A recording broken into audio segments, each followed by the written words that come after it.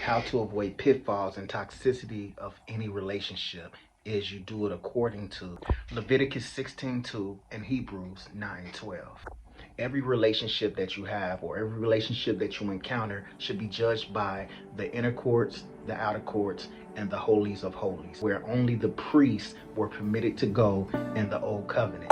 The outer courts is a representation of where you can see the white linen hanging from the walls. From afar off, people can see and they can get a glimpse of the vision of God's glory. Anybody was welcome to the outer courts. That was a place where they would have certain ceremonies and etc. But they can view or they can see from a distance the outer courts, but only certain people were permitted to enter into the inner courts. The inner courts were a place where sacrifices were made, sacrifices of certain animals like bullocks, lambs, goats, and so forth. If you were going into the inner courts, you should be prepared to make a sacrifice or to atone for one's sins. But the holies of holies, only a selected people, only a select group were able to enter the holies of holies, and that were the priests, the holy priests that had no spot or no blemish on their being, on their vessel. You're going to have some people or some relationships that are going to see the glory on your life. They're going to visualize it. They're going to see from a distance, but they can't get too close, because if they get too close when they're not permitted, that can either burn you or burn them. Usually the outer courts for relationships are for people that don't know you, people that are strangers, people that view you or admire you from afar, people that don't have an intimate relationship with you. If you keep them in the outer courts, you will protect your relationship with God, but you will also protect your relationship with them. And then you got people or relationships that are allowed to come into the inner courts of your life. They are allowed to get closer with you, but it must be a price that is paid. People should not be given access into your life unless they paid the price of loyalty, paid the price of faithfulness, paid the price of not being perfect, but paid the price of having a revelation of understanding. Having an understanding of the revelation of sacrifice that you made to get where you are, to get into that station or position that you are in life. Everybody is not allowed in there.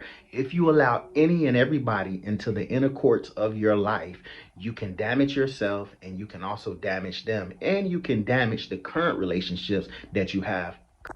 Last but not least, you have the holies of holies. The holies of holies were for only a select group of people, which were the Leviticus priests, to go into the holies of holies and seek God on behalf of the people. But they themselves had to be without spot or blemish, lest they were struck down and they died.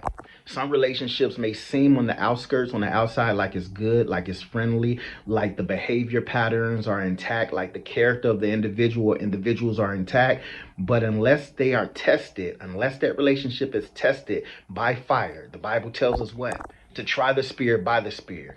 Unless you try the spirit by the spirit and those relationships are not tested, if you allow them into your inner circle, allow certain people into your inner circle that was not destined by God for you to carry into your inner circle, they can get burned, you can get burned, and destruction can take place to your life. Right now today, anybody can enter the holies of holies because of Jesus' sacrifice. He died on the cross. His blood was shed and the veil was ripped from top to bottom. Anybody can enter into the holies of holies with God. But if you use this pattern for your relationships, you will stay guarded, you will have boundaries, and it will be a protective mechanism, a protective barrier for you, for your family, and for others as well.